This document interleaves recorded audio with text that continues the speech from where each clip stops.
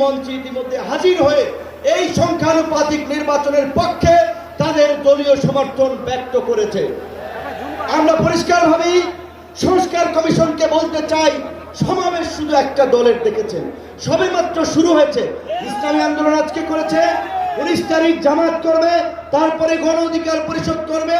রাষ্ট্র সংস্কার এবং জন আকাঙ্ক্ষার বাস্তবায়নে সমস্ত রাজনৈতিক দলগুলো জনসমাবেশের মাধ্যমে এই সরকারকে তাদের সমর্থন দেখিয়ে দেবে।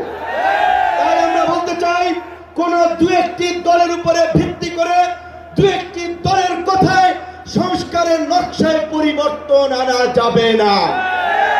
আমি সংস্কার কমিশনে বলেছিলাম, দেশ স্বাধীনের পরে ডক্টর কামাল হোসেনরা বলেছিল, আমাদের নেতা শেখ মুজিব, আমরা তো তাকে দেখে সংবিধান নির্মাণ করেছিলাম, রচনা করেছিলাম, তাকে এম্পাওয়ার করার জন্য।